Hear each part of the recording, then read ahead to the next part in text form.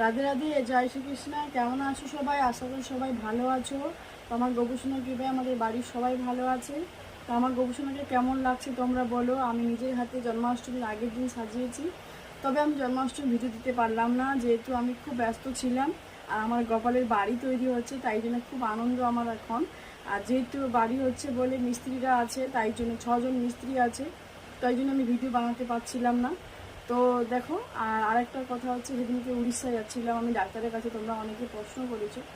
তো আমার একটা জায়গায় টিউমার আছে, টিউমার অপারেশন করতে হবে। একটা জায়গায় অপারেশন করেছি আমি, তারপরে আবার একটা জায়গায় অপারেশন হয়েছে।